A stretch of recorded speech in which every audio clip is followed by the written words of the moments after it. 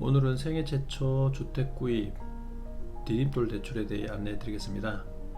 과연 어떤 차이가 있는지 한번 살펴보도록 하겠습니다. 현재 정부에서 주택 구입 판매 중인 상품들로는 아낌이 보금자리, 그 다음에 유보금자리론, 그 다음에 내 집 마련, 디딤돌 대출, 이렇게 세 가지로 나눠져 있습니다. 자, 그럼 이 상품들을 한번 살펴보도록 하겠습니다. 먼저 디딤돌 대출과 특례 보금자리 대출입니다. 디딤돌 대출, 현재 자격 요건이 세대주여야만이 가능하고 신용점수는 350점 이상만 되면 대출이 가능합니다. 그리고 중요한 것은 본인 및 배우자의 합산 순자산이 5.06억 원 이하여야 됩니다. 만약에 자산 심사를 통해서 5.06억 이상이 되어 버리면 대출 자격 자체가 없으니 사전 점검을 잘 받아 보셔야 될 것 같습니다. 대출 요건으로는 아파트 시세, KB 시세, 그리고 매매 금액이 5억 원 이하여야만이 가능하십니다. 단 신혼가구와 두 자녀 이상 가구는 시세, 매매 금액이 6억 원 이하면 가능하시겠습니다. 또한 주택에 한해서 대출이 가능하십니다. 오피스텔과 관광 호텔과 숙박시설은 대상에서 제외가 되오니 꼭 확인하시길 바랍니다. 등본에 나와 있는 세대원 모두가 무주택이어야 합니다. 집을 현재 보유하고 있으면 안 됩니다. 분양권 또한, 그리고 조합 물건 모두 해당이 되오니 확인을 하시길 바랍니다. 그리고 부부 합산 연소득은 6천만 원 이하여야 가능하시고 생애 최초 신혼가구 두 자녀 이상은 7천만 원 이하가 되어야지만 자격 요건이 생기십니다. 그리고 대출 한도는 최대 70%까지 가능하시며 생애 최초일 경우에는 80%도 가능하십니다. 그리고 소득 대비 부채 상환 능력인 DTI는 최대 60% 범위 안에서 들어와야 됩니다. 단 디딤돌 대출은 장점이 DSR을 안 본다는 겁니다. 자, 시중은행에서 지금 DSR 때문에 대출이 안 되는 분들이 많이 있는데 디딤돌 대출과 특례 보금자리는 DSR을 보지 않기 때문에 상대적으로 대출이 어느 정도 잘 일어날 수 있는 구조로 되어 있습니다. 다음은 상품 한도를 보겠습니다. 대출 금액은 최대 2억 5천만 원까지 대출 가능하시며 생애 최초일 경우에는 3억 원, 그리고 신혼가구와 두 자녀 이상일 때는 4억 원까지 최대 받을 수가 있습니다. 대출 기간은 10년부터 최장 30년까지 가능하며 거치 기간은 1년을 둘 수가 있습니다. 그리고 상환 방식은 원리금균 등 원금균 등 체증식 분할 상환 총 3가지 상환 방식으로 이루어져 있습니다. 자, 그러면 특례 보금자리 대출은 자격 요건을 한번 보겠습니다. 특례 보금자리 같은 경우에는 디딤돌 대출과는 달리 성년이면 누구나 다 됩니다. 세대원, 세대주, 그 다음에 자녀, 미혼, 기혼 다 자격 대상이 되십니다. 그리고 신용 점수도 271점 이상만 되시면 보금자리 대출 신청을 할 수가 있습니다. 그리고 집값이 9억 원 이하의 주택만 가능하시며 현재 무주택이든지 아니면 현재 1주택 그리고 일시적 2주택일 경우에는 보금자리 대출 자격이 가능하십니다. 그리고 좋은 건 특례 보금자리가 기존의 보금자리와 다른 점은 소득 제한이 없다는 것입니다. 이전의 보금자리 대출 같은 경우에는 연봉이 7천, 그리고 8천, 9천, 1억 이하까지 제한을 뒀습니다.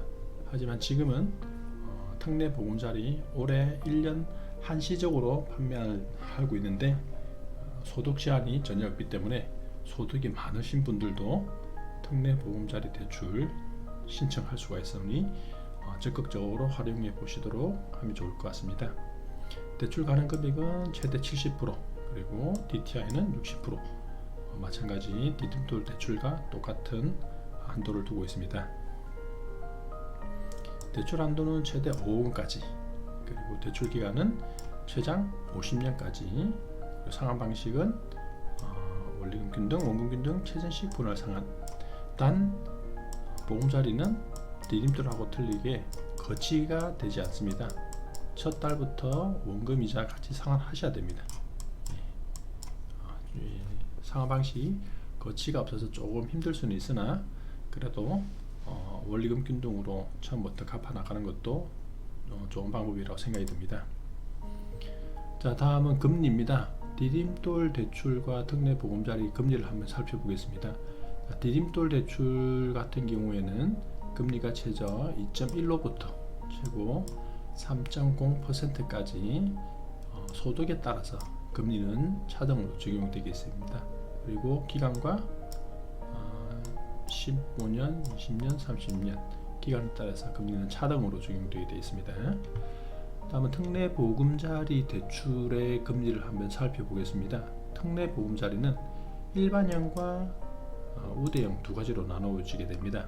자, 일반형은 주택 가격이 6억 원 초과, 그리고 또는 소득이 1억 원 초과일 경우에는 일반형으로 진행을 하셔야 되고, 우대형은 주택 가격이 6억 원 이하 또는 아닙니다. 여기는 엔드입니다. 엔드. 주택 가격이 6억 원 이하이며 소득이 1억 원 이하일 경우에만 우대형 금리를 적용받을 수가 있습니다. 자, 그러면 금리를 한번 살펴보겠습니다. 기간은 10년부터 50년까지 되어 있고, 자, U 보금자리와 T 보금자리로 나눠져 있습니다. 자, 이 T 보금자리는 아끼미 보금자리도 마찬가지입니다. 아끼미 보금자리도 T 보금자리와 금리가 똑같습니다. 자, 그래서 U 보금자리는 4.25, 그 다음에 아끼미와 특례 T 보금자리는 4.15 일반형입니다. 우대형일 경우에는 U 보금자리가 4.15, T 보금자리, 아끼미 보금자리는 4.05 이렇게 나옵니다. 그리고 대부분은 대출이 30년까지 가능하시고 40년, 50년은 나이 제한이 있기 때문에 나이에 따라서 기간을 선택할 수가 있습니다. 40년은 나이가 만 39세 이하, 그리고 50년은 나이가 만 34세 이하가 되어야지만 기간을 선택할 수가 있습니다. 자, 그러면 보금자리도 세 종류가 있는데 어떤 분들이 이제 해당이 되시는지 한번 살펴보겠습니다. U 보금자리, 아끼미 보금자리, 그 다음에 T 보금자리겠습니다.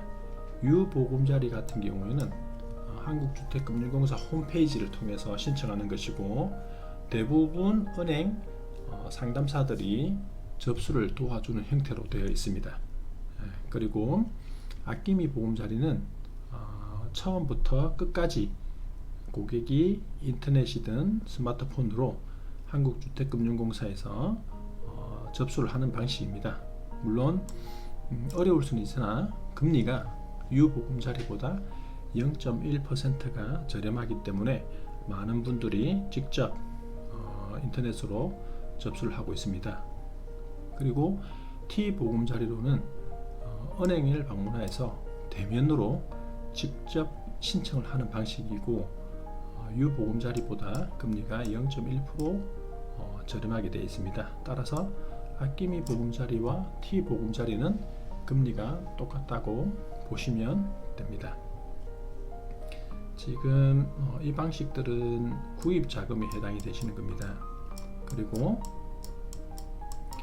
보존 용도와 또 상환 용도가 있습니다.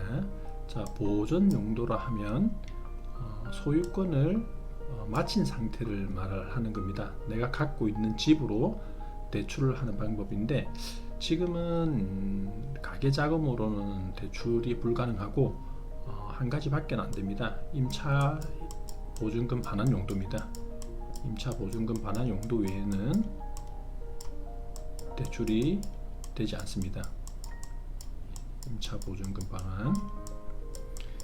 자, 금액도 임차 보증 금액 이내에서만 대출이 가능하십니다. 추가 대출이라든지 그런 건 되지 않습니다. 자, 상환 용도도 마찬가지입니다. 기존의 담보 대출을 사용하고 있는데 그 대출을 금리가 높아서 갈아타기 위하여 하는 대출을 상환 용도로 합니다. 이것도 마찬가지 대출 가능한 금액은 남아있는 잔액에 대해서만 대출이 가능하십니다. 추가 대출은 불가능합니다. 단지 상환 용도가 좋은 장점은 뭐가 있냐면 배우자가 쓰고 있는 담보 대출을 내가 제 이름으로 대출을 갈아탈 수가 있다는 점입니다. 뭐 두 분 중에 신용도가 안 좋아서 배우자가 대출을 해야 될 경우도 생기는데 그런 경우에 배우자를 바꿔서 대출자를 바꿔서 상환 용도로 대출 신청하는 방법도 있습니다. 자, 그러면 디딤돌 대출 오늘 핵심을 한번 살펴보도록 하겠습니다.